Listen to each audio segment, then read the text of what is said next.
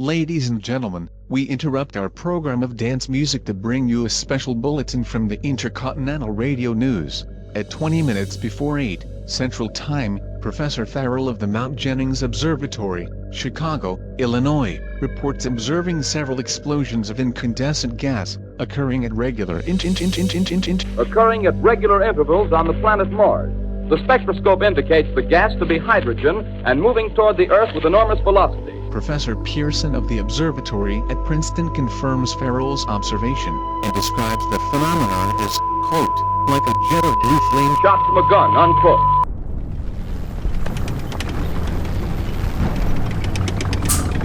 Well, the world ended. I don't know what we expected. A new calendar year does not separate us from what just happened. Neil deGrasse Tyson told us every single year, with the exact same joke, that a New Year's does not matter, and we should have listened. Hey babes, and Happy New Year! It's already gone to heck. If you're feeling a little bit downtrodden, like the walls are closing in, same. We're like twins. Only not identical, because I'm the hot twin. You even see this new wig. Look at it. I'm gorgeous. This video, I want to take you all on a little journey through the magical realm of EA Sports. It's in the game. Sorry, EAS Scenarios, but also show you some research I did because I put effort into my videos and never slack off. EAS, the acronym for the Emergency Alert System, the American system for telling its population the world is on fire. There have been 3 generations of EAS, starting in 1951 with Colonel Rad, which stands for Control of Electromagnetic Radiation, which is a stupid acronym. CER is fine, I don't care how rad the Colonel is, we're all going to die. Speaking of death, control of electromagnetic radiation is a very polite way of saying nuclear annihilation, isn't it? Colonel Rad had 2 AM frequencies for its emergency broadcasts, which by law were marked on radios with a little triangle. That's because Colonel Rad was just a front for the Illuminati. There's a little Tatiana fact you certainly won't find on the Wikipedia page. That's why you come to this channel, for summed up Wikipedia pages with blatant lies. Colonel Rad was replaced by EBS, Emergency Broadcast System, in 1963.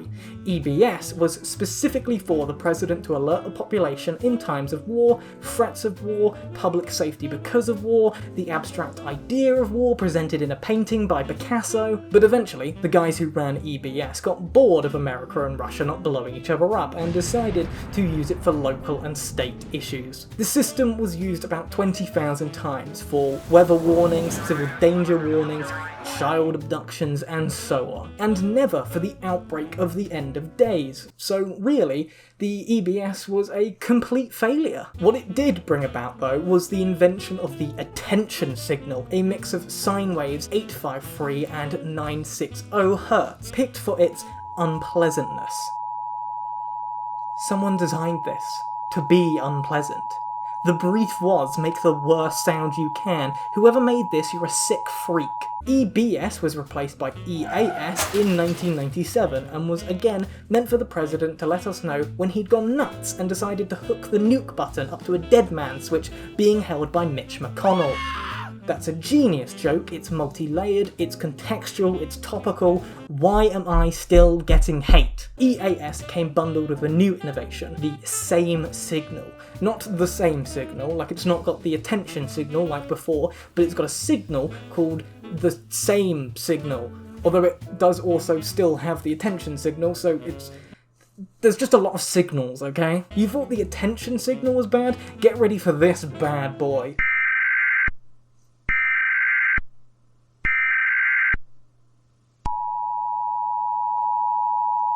Now that's what I call the apocalypse. This sound is so good. It does not matter what culture you are from, it does not matter if you've never even heard of this before or know about the emergency alert system. If you hear this, you will shit yourself. This is the closest thing to a brown note. It's fascinating, the system they use to send the same signal. And I'm not going to tell you about it. You will get bored. Let me tell you, it's great. The whole method, really cool. So boring though. And I'm not here to bore you. Wow, you're doing a bad job of that, Tatiana. Thank you, past me, writing this script. That was a great self-own. Really nice of you. Okay, let me tell you a little bit about it as a treat. Same or specific area message encoding has 4 parts start to end, which are digital, and then 2 bits in the middle are actual message being sent, which is audio. The digital part is audio frequency shift keying, basically meaning you have a mark which represents the binary 1 and a space representing binary 0. This includes information for the machine to verify the message. The audio section is just the whole message you want to transmit. The whole thing is transmitted at such a high bit rate that you can never actually tell what's being sent until it is translated by the machine, which is fascinating. The signal is sent 3 times. This is because the whole thing is so sensitive because of the high bit rate that a simple bit of electrical interference on the sender's end could mess up the whole signal and cause the EAS system on the receiver end not to trigger. So the machine compares all 3 signals, and if 2 of the signals match, it assumes there's no fault in those signals. Then it analyzes that message and determines if it's a good message, and it will play. Cool, right? Okay, now I'm going to do a little thumbs up for those people who are skipping through to know to stop here. Okay, are we all back? Great, screw you. While we're on the subject of the same signal, let's take a listen to the test signal. Oh my god, I feel like a demon is trying to contact me. If I start hearing this man's voice get deeper, I am running for a church. No wonder America is constantly on edge. They hear this all the time and think, oh god, this is it. It's the end times. The EAS system is regularly tested every few years, and it was scheduled to be tested in 2020, but due to the worldwide global they didn't want to make the EAS broadcasters test the system, because the last thing you'd want to use is a national emergency broadcasting system during a Can't think of any crucial information you'd want to get across using that.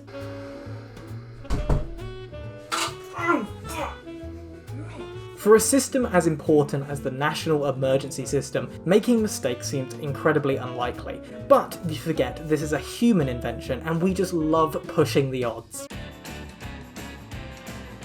May 5th, 1955, B-47s were returning from a training exercise over Canada. A radar emplacement wasn't told about the training exercise. They sent a friendly little message down to America.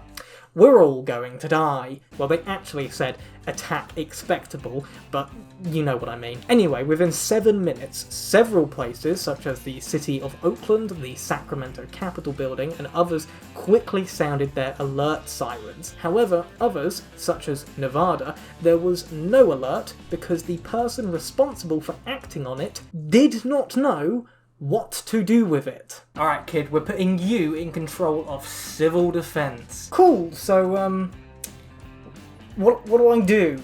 Good luck. What is it? What does this mean? What do I do? November 5th, 1959. Colonel Rad in northeast Wisconsin and upper Michigan incorrectly sent "This is an air defense radio alert" rather than "This is an air defense line check" test signal. All 3 of Green Bay TV stations were immediately taken off the air in preparation for high priority broadcasting. The issue was fixed 20 minutes later. But what did you expect? Perfection? They only just figured out how to harness the power of nuclear fission to induce enormous energy releases. You can't expect them to understand wiring. Be realistic here. Okay. Colonel Rad was the first draft, you know. I doubt they had any issues with EBS. February 20th, 1971, NORAD, those guys that track Santa every year. I don't know what else they do, but it seems like that's their most important job. Sure, one year Santa's giving you the new Hello Kitty action figures, and the next year it's a box of anthrax. Shoot the man down. What was I talking about? NORAD had 3 tapes. Tape 1 was the test alert tape. The other 2 were real alert tapes. So, which one do you think they used during the test of the EBS system? Answer on your phone now. It was the first one. It was obviously the first one. Okay, so let's go over this again. Tape 1 is for the test. The other 2 are only for if we're all going to die. So, which tape are we going to use for the test? The first one. Alright, go for it. Which tape did you put in? It was the first from the right, yeah? Okay, that's fine. Just send the deactivate message. 6 times! They tried 6 times! They formatted the message wrong each time, so it took 40 minutes to finally cancel the alert. Did it stop? No, sir. I swear to God, if you don't fix this, I'm going to court-martial you. 2,500 stations received the alert, but only 20% followed procedure, most realising it was just supposed to be the test signal they were expecting on that day. Which just goes to show you, if the nukes are coming, you won't even know. Comforting, isn't that? Hey babes, I've split this video into 2 parts, so the next one is going to come out hopefully next week. I'm going to be editing it as soon as this one uploads. So just a quick finish, go follow my Twitter, Instagram, Discord. Subscribe if you haven't, leave a like and leave a comment. Those help out the video the most. Hope you enjoyed, and I hope if you're new, you stick around to see the next part. Oh, and I also have an OnlyFans and a PO box. Everything is in the description. Thank you, bye.